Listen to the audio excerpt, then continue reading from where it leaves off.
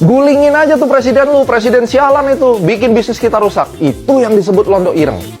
Nah, kenapa kepentingan terusik? Pasar impor RI-nya menyusut. Indonesia berkurang. Kalau ada swasembada pangan itu nggak impor lagi. Kalau importnya berkurang, yang ekspor nggak dapat duit. Yang ekspor siapa? Negara asing. Kalau kamu masih membela negara asing, kamu bajingan sejati. Kenapa kepentingan asing terusik? Eksportir kehilangan pasar, saya udah barusan jelaskan, volume perdagangan turun, dan kuota ekspornya mereka juga tertekan. Nih, reaksi terdokumentasinya. 3,85 juta ton impor beras, itu tahun 2024. Kalau Indonesia swasembada pangan, pasti ini berkurang. Kalau ini berkurang, devisa mereka yang berkurang, ya kan?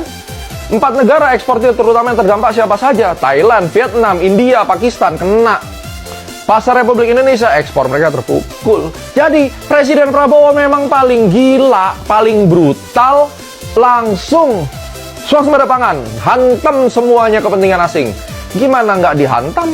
Nah, dari gambar ini, siapa londo irengnya? Nih, londo irengnya adalah importir. Itu yang harus Anda perhatikan. Nah, kita lihat. Food estate dan swasembada pangan. Sampai akhirnya digoreng lah, cerita tentang pesta babi di Papua lah. Itu semua kan karena ini sebenarnya. Kita lihat aja di sini, produksi beras 2025 naik 13%, jadi 34 juta ton. Zero impor beras 2025, tidak ada impor beras. Stok cadangan beras pemerintah di Bulog tertinggi dalam beberapa dekade, 3,9 juta ton. Nilai tukar petani ya diuntungkan.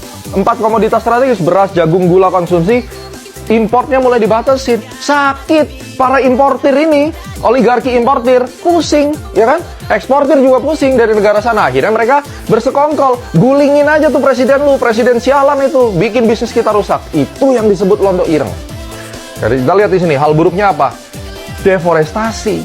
Ini yang harus dipikirkan pemerintah, bagaimana mengganti 190.000 hektar ini. Jangan cuma kita babat, tapi kita reboisasi, ya kan? 1-2 juta hektar target food estate. Target Maroke untuk swasembada digusur hutan dan lahan adat suku Malin. Berikan kompensasi yang fair. Jangan mereka-mereka ini cuma digusur hanya karena alasan swasembada pangan, tapi pemerintah APBN-nya dikorupsi, nggak mau kasih mereka uang. Ganti dong secara fair. Itu tanah adat. Jangan sampai dengan kepentingan negara, masyarakat ada yang diinjak. Be fair, supaya presiden dicintai seperti Raja Bhumibol di Thailand pada saat itu. Semua itu masalah keadilan, ya. 2,4% produktivitas historis. Food estate hanya 2,4%, pola gagal berulang. Ini terjadi. Produktivitasnya itu kecil. 108 triliun cetak sawah era lalu.